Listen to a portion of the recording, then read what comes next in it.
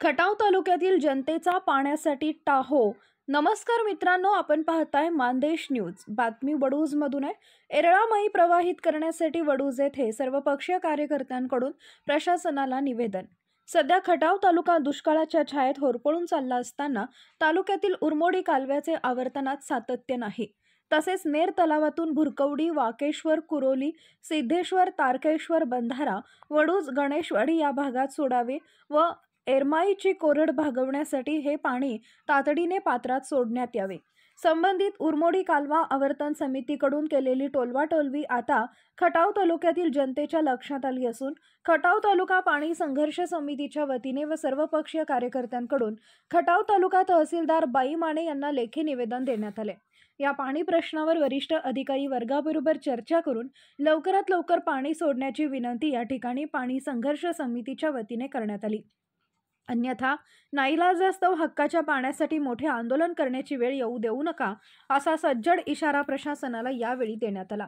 यावेळी हरणा ई उद्योग समूहाचे शिल्पकार व काँग्रेसचे नेते रणजितसिंह देशमुख, माजी सभापती संदीपदादा मांडवे, शेतकरी संघटनेचे राज्य प्रवक्ते अनिल पवार, सूर्यभान जाधव, प्राध्यापक सदाशिव खाडे, उपसभापती विजय शिंदे, डॉक्टर महेश गुरव, डॉक्टर विवेक देशमुख, राष्ट्रवादी समिती पंचायत जिल्हा अध्यक्ष श्रीकांत देवकर, नाना पुजारी आदींसह सर्वसमावेशक राष्ट्रपक्षीय कार्यकर्त्यांनी आपली मनोगते व्यक्त केली. यावेळी तालुक्यातील शेतकरी वर्ग व कार्यकर्ते मोठ्या संख्येने उपस्थित होते. मानदेश न्यूज प्रतिनिधी विक्रमसिंह काळे. तालुकाध्यक्ष आहे. तर बघायला गेलं तर आता वडूजला जी अवस्था आहे त्याच्यापेक्षा वाईट अवस्था येत्या 10 दिवसात असणार आहे. येरळवडीतल्या जनावरांची आता पाण्याची पिण्याची अवस्था वाईट आहे. जिथं जनावरांचीच वाईट अवस्था नाही तर ज्या गावला पाणी जातं, ज्या पाणी पुरवठ्याच्या विहिरीचं मोजक्या काही तासावडीची एवढी वाईट असेल तर तालुक्याची त्याच्या 10 पट वाईट अवस्था आहे. तर आमचं असं मत आहे की तुम्ही पाणी मानला नेलंय त्याच्याबद्दल आम्हाला अडचण नाही, पण जेवढी जाहिरातबाजी खटाव तालुक्यात चालली, आम्हाला जेवढं आमंत्रण दिलं जातं खटाव तालुक्याला, तर त्याचा थोडा जरी खर्च खटाव तालुक्याच्या वतीनं करून दिला असता तर आम्हाला बरं वाटलं असतं. टँकर दिलं असतं गावाला पाण्याचं, तर जी होरपळ होती माणसांची, जनावरांची, ती थांबली असती. म्हणून आम्ही आमच्या भावना निवेदनाद्वारे तुम्हाला व्यक्त करत आहोत. निश्चितपणे येणाऱ्या 5-6 दिवसात जर खटाव तालुक्याला जर न्याय नाही भेटला तर याच्या पुढचं पाऊल हे आक्रमक असेल, असं खटाव तालुका पाणी संघर्ष समितीच्या वतीनं मी जाहीर आव्हान देतो. आणि त्यानंतर तुमच्या माध्यमातून आम्हाला न्याय भेटेल एवढी अपेक्षा व्यक्त करतो आणि थांबतो. धन्यवाद. पाणी खटाव तालुका पाणी संघर्ष समितीचं मनापासून धन्यवाद. या समितीच्या स्थापनेसाठी ज्या व्यक्तींनी योगदान दिलं, गेले 15 दिवस झालं या संघर्ष समितीच्या भावना डॉक्टर साहेब असतील, विजयदादा असतील, धनंजयदादा असतील आणि अनिलदादा असतील, सगळ्यांच्या माध्यमातूून नियोजन होत आहे. थोडक्यात सांगायचं म्हटलं की आज फेब्रुवारी महिना आहे. फेब्रुवारी महिन्यामध्ये पाण्यासाठी आपल्याला रस्त्यावर उतरायला लागतंय. येणाऱ्या दिवसामध्ये मार्च, एप्रिल, मे पर्यंत आपल्याला जायचं आहे. मार्च, एप्रिल, मे पर्यंत अवस्था काय होईल आणि ह्या मार्च, एप्रिल, मेची अवस्था जर आज आपण बघत बसलो, मार्च येऊ द्या, मे येऊ द्या आणि ह्या गोष्टी जर आपण बघत बसलो तर येणाऱ्या काळामध्ये जनावरं शिल्लक राहणार नाही, ती माणसंही, म्हातारी माणसं शिल्लक राहणार नाही. ती उष्णता मोठ्या प्रमाणात वाढत आहे. खटाव तालुक्यामध्ये सिंचनाचं स्तोत्राचं नियोजन करून ठेवलेलं आहे, पण त्या नियोजनात अनेक ठिकाणी असं पाणीच नाही.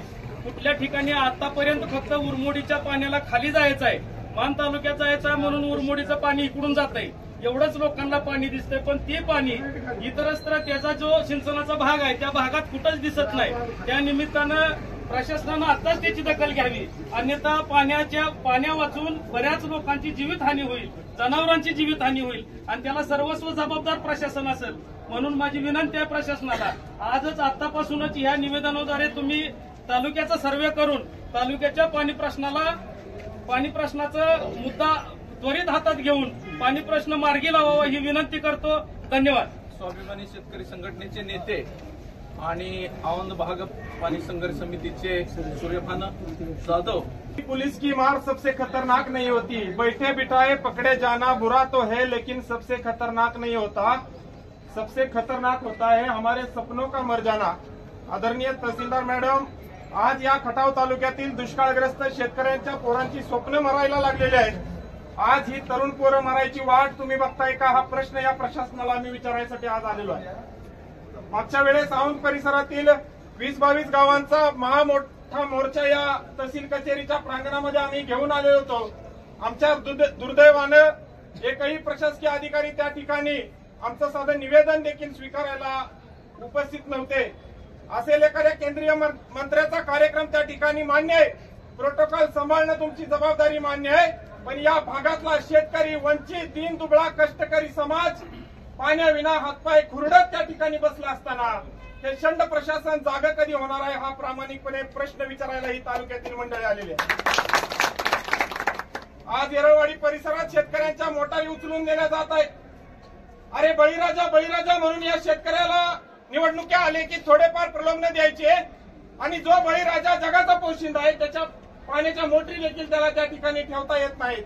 हक्काचं पाणी धरणामध्ये पडून असताना चुकीच्या पद्धतीनं दमदाटी करून मनगटशाहीनं पाणी दुसरीकडे वळवलं जातंय. हा अन्याय आम्ही मांडायचा कुणापाशी? ही कैफियत शेतकऱ्यांनी मांडायची कुणापाशी? आणि हा आवाज शेतकऱ्यांचा बनून आम्ही गेली अनेक दिवस झालं हे आंदोलन औंध परिसरामध्ये मोठ्या प्रमाणावर करतोय. या भागाचे लोकप्रतिनिधी म्हणतात हे फकड्याच पाणी देणार आहे. अरे या फकड्या पाणी कधी देणार आहे? पाण्याची वाट बघून बघून शेतकऱ्यांना आकड्या आल्या तरी या फकड्यानं अजून आम्हाला पाणी दिलं नाही. आणि म्हणूनच या सर्व वंचित गावातील मॅडम सर्व ग्रामपंचायतीने ठराव दिलेत. जे काही कागदोपत्री तुम्हाला पाहिजे असेल डॉक्युमेंटेशन करायला आम्ही तयार आहे, पण जस्टिस दिलेली जस्टिस डिनाईड. उशिरानं मिळालेला न्याय आम्हाला अन्याय झाल्यासारखं वाटतोय. त्यामुळे जोपर्यंत ही पिढी जिवंत आहे, ते शेतकरी जिवंत आहे, त्यांची जनावरं जिवंत आहे, तोपर्यंत त्या जनावरांच्या तोंडाला चारा मिळावा, त्या शेतकऱ्याच्या गोरगरीब पोरांना पाणी पुरेसं मिळावं, ही माफक अपेक्षा घेऊन आम्ही सर्वजण या ठिकाणी तहसील कचेरीवर आलो. गेली अनेक वर्ष ही सर्व मंडळी, जुनी जाणती मंडळी गेली 2-3 पिढ्यांपासून पाण्याचा संघर्ष करतायत. परंतु या खटाव तालुक्याला पाणी कधी मिळणार आहे? तालुक्याचे लचके तोडले गेलेत. वेगवेगळे प्रतिनिधी आपापल्या सरदारक्या राखायला तयार आहेत. तिकडं गुरकवडीच्या खाली पाटबंधाऱ्यात कागदोपत्री सगळी व्यवस्था असताना गणेशवाडीपर्यंत केटीव्हीआर भरणं हे मॅन्डेटरी असताना लोकप्रतिनिधी फक्त आपले गडी आणि आपल्याच सरदारक्या जपण्यात व्यस्त झालेले आहेत. मग हा न्याय आम्ही मागायचा कोणाला? आणि म्हणूनच खटाव तालुका पाणी संघर्ष समितीच्या माध्यमातून हा सर्वपक्षीय मोर्चा आज तहसील कचेरीवर आलाय. आमची प्रामाणिकपणे इच्छा आहे की आमचा हा जो काही आवाज आहे तो तुम्ही तेवढ्याच पोटतिडकीनं वरिष्ठ तुमच्या अधिकाऱ्यांपर्यंत, प्रशासनापर्यंत, शासनापर्यंत आणि या युती सरकारच्या सर्व मंत्री महोदयांपर्यंत पोहोचवावा. गाव पाण्यापासून वंचित ठेवून मान तालुक्यामध्ये पाणी पूजन करताना या लोकप्रतिनिधींना थोडासा तरी गयावया, थोडीशी तरी कळवळा आमच्यासारख्या जनतेची काय येत नाही? हा एक सर्वसामान्य शेतकरी म्हणून आपल्याला प्रश्न विचारतो. आणि या सर्व शेतकऱ्यांच्या, या सर्व पदाधिकाऱ्यांच्या, सर्व पक्षीय नेत्यांच्या ज्या काही मागण्या आहेत त्या आम्ही कागदपत्राच्या माध्यमातून आपल्याकडे सुपूर्द करतो आणि प्रामाणिकपणे ह्या मागण्या आपण आपल्या वरिष्ठांपर्यंत पोहोचवाव्या अशी विनंती करून मिनिटात मी सांगणार आहे की मूळ जीविका पूर ह्या योजनेचा जो उद्देश होता तो उद्देश पाठीमागे पडलेला आहे. कारण त्याच्यात तिथून येरळा नदीवरचे 17 बंधारे, केटी बंधारे आणि मानगंगेवरचे 18 केटी बंधारे भरायचे होते. प्रत्यक्षात ज्यावेळेला आता 1000 तास जवळजवळ